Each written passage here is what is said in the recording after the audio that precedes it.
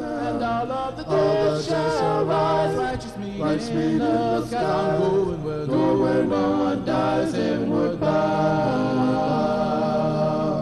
Jesus is coming soon, morning or night. Oh, you know that many will meet their doom. Trumpets will sound, and all. Thanks for sharing your time with us today. We're going to have a guest here for the first time. I think you're going to enjoy this.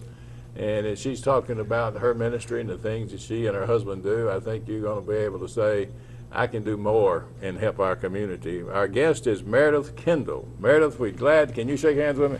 Glad to have you here. Thank you for having me. And you're with a company or a program that's named Against the Grain. It is. How did you come up and why Against the Grain? Tell us about Against the Grain. Against the Grain. 11 years ago, we were very active in our churches. So you was 14 years old? Yeah, I was 14 years old. Okay. Don't I like it?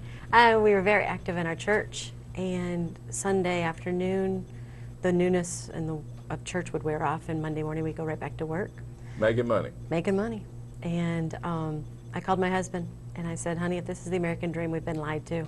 I said, I really need you to take a year off and figure out what God really wants us to do with this family, because we'd always felt a call to go to mission work. And we kept telling God, when you pay off our bills, we'll go to mission work. And he paid them off twice, and we kept getting more debt because that's what we were supposed to do. And I finally just said, you know what, we're done. Put a fork in me. I am so done, because I just feel empty. So he finally what kind of work were you doing? I was a real estate agent, and my husband was a remodeler. Did you enjoy the real estate business, except for it wasn't your passion, but did you enjoy it? I did enjoy it. I did enjoy it. And you no, really helped some people, didn't you? I did. My favorite ones were the first-time home buyers, helping them get into their dream house, you know, and start their family together. You had to be smart to do all that, because those contracts are just awesome, aren't they? Yeah, especially with all the time. Everything was changing at that time, adding different things. And getting complicated. Yeah, it was getting complicated. So y'all decided, hey, you decided. I decided. You voted. You had a one-way vote. You and your husband says, I'm going to have to go along with this thing, I guess. Actually, he said no for the longest time. Did he? He did. And we got into very much some heated arguments. Finally, he slammed his fist down and said, if I'm the head of this household, which I am not shutting my business down. And I said, you are right. You are the head of this house now. Lead us spiritually.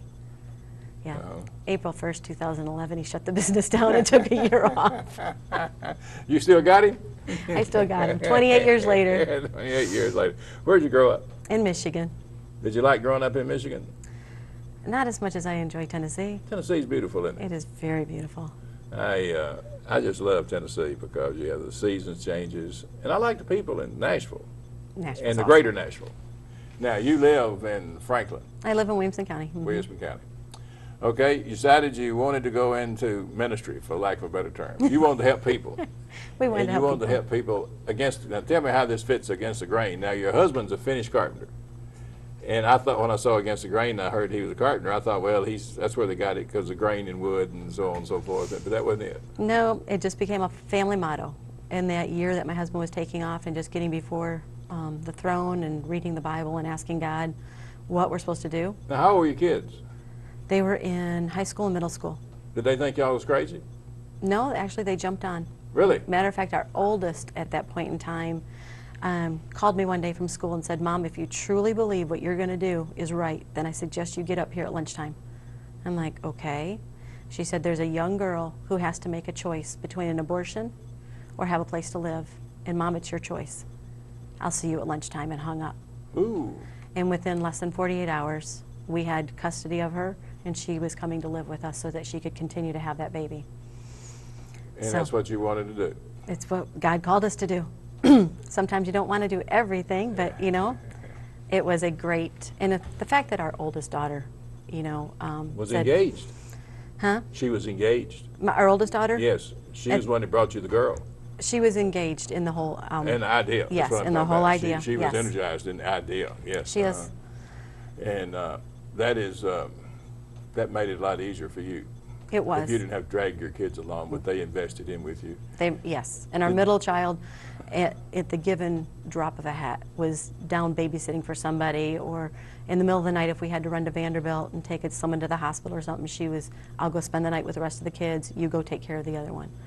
So they were very much engaged. That is great. So you quit the real estate business. I did. What did the people you worked with at real estate, what do you think they thought? Oh, they thought it was crazy. Our closing attorney just said, do you know how much money I've lost because you quit real estate? I said, sorry, you know, we'll make it up later. Yeah. And actually now he's on my board. So. Oh, is that right? Okay. So you set up a nonprofit? We did set up a nonprofit. We didn't intend to. We thought we would start working with churches, and realized that God had a different purpose for that, because now we can work with all the churches. We're not under one denomination. Mm-hmm. And you're able to, so you like working with a nonprofit status? You like we do. Mm-hmm. We do. Is your fundraising going good? Fundraising is never any good. It's tough, isn't it? It's very tough. It is, and there's so many nonprofits out there. I think someone said one time Nashville has the largest nonprofit population. So, yeah, it's very tough, and we're all vying for the same dollars. Yes, there's not that many dollars to go around. There isn't. It's really tough. And so, now tell us about, I won't sit up here and talk to you about the real estate business because you're out of the real estate business. Tell me about Against the Grain. What is your ministry? When you get up in the morning, what is your day going to be? I have no clue. It can change at a drop of a hat. We got 25 minutes. We got you 25 get a clue, we're going to tell me. No. No, what do you do? What is your ministry? When we first got started, it was geared towards single moms living in poverty and their children. And then we started working more with the children. We're actually in the school systems tutoring and mentoring children that are at risk to help them get up to grade level so they become a statistic. And then 4 years ago, our local jail called and said, are you still interested? Because when we first we first got started in 2002, we said to the jail, hey, you know, can we come and start working with the women? At that point in time, they weren't doing programs, and I didn't know they kept all of our stuff. And so 4 years ago, they called and they said, we're ready to do programs. And they said, are you still interested? We said, yes. So we started working. They said, there's a catch. You have to start working with the guys, too. We said, awesome. They're the head of the house. We've always wanted to work with the guys, just didn't know how to get into that door. And so 4 years ago, we started teaching in our local jail. What have you found with the people that's incarcerated, the mothers? Let's talk about the mothers with children. What have you found? Have you found a thread in their lives that is consistent across the board that has caused them to make wrong decisions? Oh, yes. And what would you say it is? I tell people all the time, a single mother who lacked the parenting when they were little is actually just a child in an adult body. They were never parented. And I don't think it has to do with whether they're incarcerated or not. I think it just has to do across the board. Parenting has gotten so much about Nintendos or PlayStations or whatever to get the child out of the way, yeah. And the parent, because they don't know how to parent, or it's difficult, or they do have a troubled child, they just let go. And that's where it all starts. And that's not totally confined to poverty. It is not. It's amazing to me how people don't know how to raise children. No. And I'm probably I'm probably bad as anybody. Nobody's ever accused me of being a good parent. But, you know, parenting is not being a friend of the child. It is helping a child and encouraging that child and listening to that child and encouraging that child again.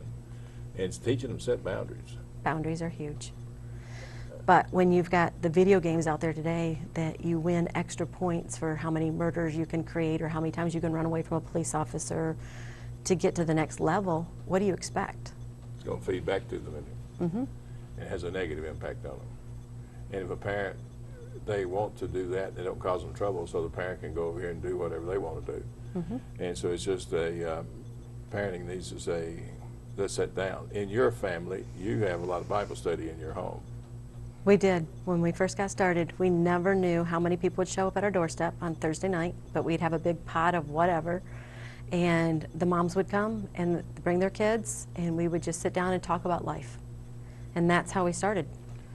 And you was making biblical principles is where you was drawing your advice to when you talked about life. We did. They would ask questions, and then we would go back and say, this is how we would handle it, but did you know this is what God has to say about it? And you can take scripture and show them that God actually has something to say about that. Mm-hmm. And but you found that they were very receptive to people who come in all the time. You didn't have a problem gathering a crowd. We didn't.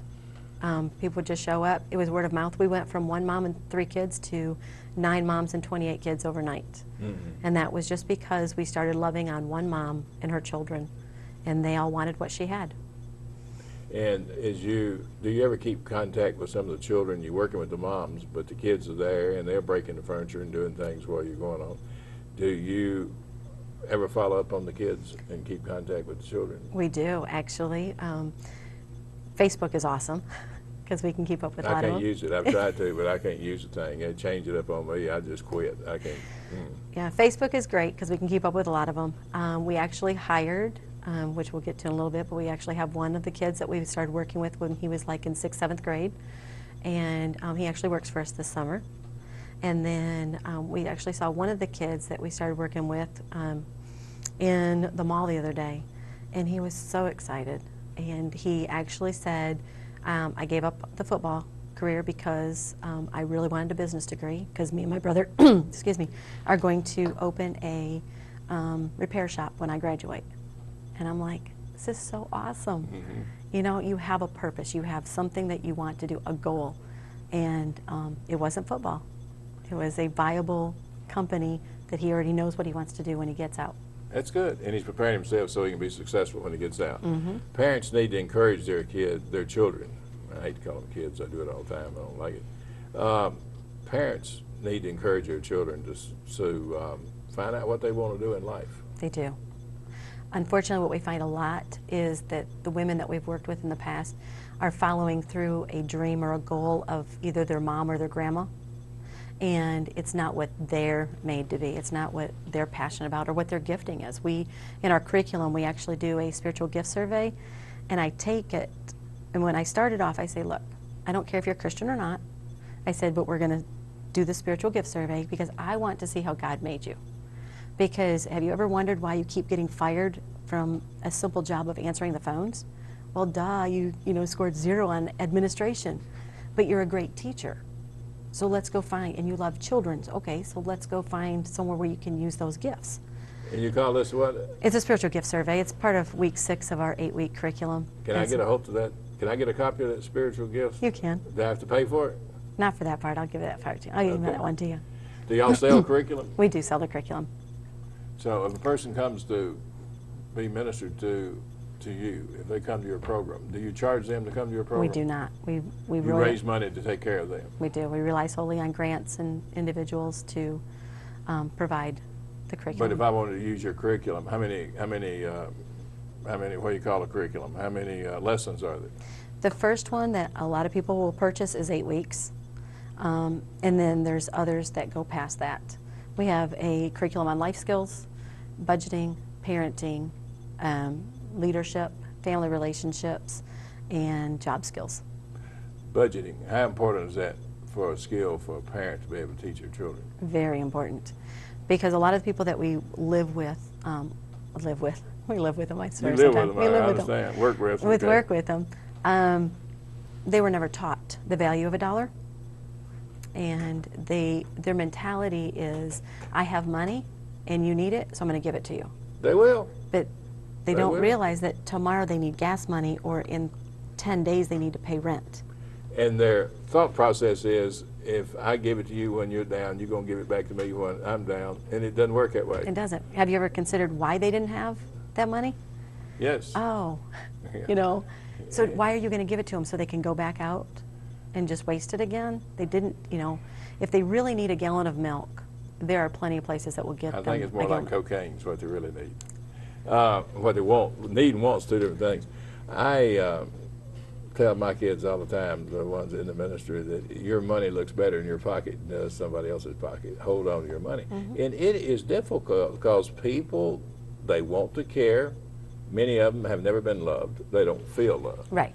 And they think they can buy love. They think they can buy friendship. And you give one of them money, they get money. If they earn some money, they'll give stuff away before they, you know, and they don't buy the necessities. They don't. So budgeting it is so, so important. It is. Parents need to teach their children how to count money. Don't trust the clerk at the counter to be able to count the money. Yes. And they got to know how to do that. So that goes back to turning off the television, sitting down, and playing games and so forth. This curriculum is spiritual, what did you say, spiritual gift survey? There's a spiritual gift survey in there, yes. I want to see that thing. How many questions on it? I've made it only 48. You wrote it? I did not. There was a bigger Stole one. it? No, I actually got permission. I actually asked for permission. We went through the whole copyright process. We know how to ask for permission for stuff. No, it used to be a lot longer and like 80-something questions. So we just knocked it down to about 48 because that's about a good size. And once they take that, that lets you know pretty much where their gifts lie in being able to find a job. But by that time, they've already dealt with their past, because week 1 and 2 in the curriculum deals with their past and helps them look at why they do what they do. Most of the people will look at it and say, I know I'm an alcoholic or I know I'm a drug addict. You were the first person that told me why, because we went back to their past. We delved into what happened when you were 2, what happened when you were 4, and from there we grow. And then we go into choices, that everything is a choice, and the fact that you didn't make a choice is a choice. Choice, right. And now you have to live with the consequence that somebody else's choice got made for you. And then we go into excuses, and we make them all day long. And how many people make excuses for you because they say, well, they didn't have that good of a childhood, or they just don't know any better. Well, guess what? If you continue to tell them that, they're never going to learn, and I don't care how old they are. And then from there we go into attitude, and week 6 is on work and why do we work. Not how to fill an application out or anything like that, but the biblical reason as to why we work, because it's very clear who the very first person was that worked and what Paul has to say about work, being around people. Steal no more. And then week 7 we talk about our thought processes and why we think, and we talk about a board of directors, because we're a nonprofit. We talk about a board of directors and who's driving your bus. We took that from Jim Collins' book, Good to Great, because if you want to be a successful business, you have to have the right people on a bus and the right people in the seats on the bus. So we take that analogy and get our old friends off our bus and get the new people that are going to be our new board of directors to help us climb that ladder. So you're saying the board of directors, that's the friends around you that helps you make decisions. And they may not be don't friends. Influence you. Yeah, because we're going to get rid of all them. You, Because right now your bus is taking you down that cliff and you don't care. You're going 100 miles an hour around the curve and you really don't care that you're about to plunge off of Mount Everest. You just don't care. You're on the road of destruction, and you're not going to get off of it unless you change your friends, change your direction. But we show them how to. We don't just tell them. We show them, and then we actually tell them, okay, now, you may not know their names yet, but they're going to be the business people. They're going to be the pastors. They're going to be the case managers. They're going to be the new people that you want to associate with so that you can get to the top of that mountain, which is their goal, because we're very goal-oriented. Now, for one of your funding streams coming in and supporting your ministry against the grain, you started a restaurant. Actually, a restaurant kind of fell in our lap back in January. We actually had a partnership with a restaurant company, and the gentleman who owned it was just a single restaurant. The gentleman who owned it was ready to go back into corporate world, and he had it for sale. And so the reason we even started talking with him was because I felt that we were supposed to start working with him closely on the job skills part, because a lot of people that we were working with couldn't get jobs. Their past was holding them back, or an attitude was holding them back, or something. And so I wanted to work with them and not own it. I just wanted to work with them. And they said, but I think it's for sale. And literally in 60 days, we had a contract written up, and the restaurant was kind of given to us, and we're paying it off over the next 5 years. And you're selling pizza? And we're selling pizzas. And what's the name of the pizza place? It's called Brothers Pizza. Brothers Pizza. Where is that? It's in Franklin on... Narrow it down a little bit. You got a street? You got an address or something? If I want to come down to Brothers Pizza, how am I going to find the place? You're going to go to 1441 New Highway 96 West. It's on the corner of Downs Boulevard and 96 West, going towards West Haven or going towards Fairview on 96 out of Franklin. Going west of Franklin. You're west of Franklin. That's beautiful country. Is that, can you go inside and sit down and eat, or is it a takeout only? No. You have good pizzas? We have awesome pizzas.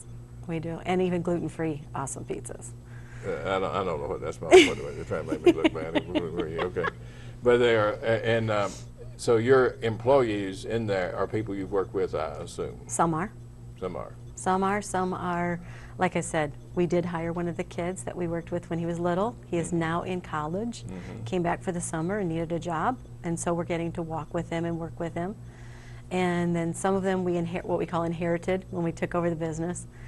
And then so they had employees there, and you just didn't run all them off, and we you kept them. Okay. They know what's doing. They know how to do it. Yeah. Some ran off themselves because I understand. They didn't have a work ethic, so that's okay. We'll work on that too. Do you have jalapenos on a pizza? Oh yeah, we have our signature pizza is called the Flaming Pig. That's heartburn city. That'll have me back out the hospital. Yeah, I can handle that one. I want to come down there and try a pizza one day. We only got about 10 minutes to go. And I will make sure I get everything you want to talk about, on the screen for people to see. I've got single mothers out here, and I say this all the time on the show. I know people get tired of hearing this, but they're up against the wall. They got babies. They're up against the wall, and they don't know where they can turn to. Talk to them a little bit. Give us some advice for our families. For our single moms? Yes. I got some advice for the daddies of the babies. Get involved, fellas. Run off and go ahead. Single moms. I preach that all the time. They know it. Don't live a lie. Don't live a lie. Don't live the lie that just because you're a single mom you can't do anything. Just because you're on government assistance means that you're worthless. And definitely don't let the population that says, well, you're at home eating bonbons and watching soap operas become your reality. Do something.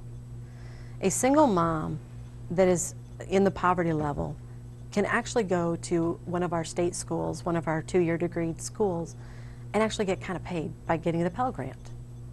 They don't know that. All they see is college is expensive. Well, yeah, but there's grants out there. There's Pell Grants out there. And if you go right out of high school, if you're a single mom and you're in high school, go to college. Take that baby with you. What are you going to do with it? You can utilize the system to get what you need to get an education so that you don't live on the system the rest of your life. Okay, we got a single mom now that's got a baby, and she's going to start out, say she's going to get her a job as a patrol lady. Pull it out of the sky, patrol lady. Okay, she's got a 2-year-old, 3-year-old, 1-year-old or something kind of there on her hip. What would be the right question she would ask when she went to get that job? What would be the thing she needs to look into so that she can get the job and get the young one taken care of at the same time? Number one, she needs to make sure that baby's taken care of and that the quality daycare is available. Unfortunately, daycare is a huge issue for some people that don't have a 9-to-5 Monday through Friday job. So making sure she has the right people, and because she's going to need to know the hours, she's going to need to know how to get there, and what's going to be required of her. And don't be afraid to ask questions when you're in an interview. I think that's so good. Don't be afraid to ask questions. No. Because you got to have the information. And without good information, you can't make good decisions. Well, I tell people all the time, I'm not hiring for the position any, because I don't have a position called any. And I don't hire for any when you're telling me when you can work. I need to know, and you need to know, do you have standing doctor's appointments? Do you have to rely on a bus system that closes down and you can't? And do you have to get off at a certain time so you can get a child off a school bus? You have to know that when you are filling out an application for a job. But don't be afraid to tell the truth either. Absolutely. And because that's what gets them into trouble, is when they try to cover up a lie. Because they think if they tell somebody the truth, they're going to not get the job. And they live a lie, like you said. Everything they do, they think they have to con and live a lie way through it. Because what surprises me so much, Meredith, is there are people now that don't even know what truth is. It appears. I'm sure they know what the truth is, but it appears they don't, because they just lie. You know, you can tell when they're lying when they're talking, you know, and that's so sad. That They is have an so alternate sad. reality. And alternate, I need to write that one down. Go ahead and talk a little bit while I write that down. They have I'll an keep it. alternate reality. But the part of it is they've told a lie so long, and it just started off with something simple, but they have to continue to repeat it that it becomes their reality. We've got 3 minutes. What would be the thing that you would like to tell the people that's going to be watching the show in Davidson County? We travel. We're here. We always are looking for partner sites that want to be taught how to use the curriculum to be able to reach their population group in and around their building, their church building, their nonprofit, whatever. So if a church is wanting to reach out in the community, praise the Lord, get out of the church building, got 2 minutes, you would go there and could teach them how to We would. And reach we out also, to that community. And we also do, my husband does a great seminar called Breaking the Broken, where he will come in and help you biblically understand the model of benevolence, local, so that you're not getting taken advantage of, and that you're actually, because it boils down to this, relationships. Now, that's, mine is, you're on my third front, mine's aggressive benevolence. Build it through relationships. The government can't do it. The church can only do it. The Christian can do it because you got a relationship, and that way you can put the money where the money really needs to be. But that $25 gift card you gave to somebody you didn't know about just went and got cocaine. That's right. Just went and got alcohol. That's right. It That's did right. not go get a gallon of milk. That's right. That's right. One of my workers goes in the house, just right on in. She's got relationships. Goes in, looks at the cabinets. If they need some food, comes back out. How y'all doing? Comes back, get the pantry, gets food, takes back and puts in the house. Hadn't asked anybody anything. He just knows they need food. And so that's what's good. We ain't got but 1 minute to go.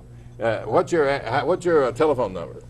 The telephone number to the ministry is 615-791-7885. And what is your email address? You know, my website or my email address? Either one. Which one do you want to give out? Well, the website's atghope.org. Again, ATG Hope. And for people that's on Facebook and know how to use the thing, I hope I asked you this question right.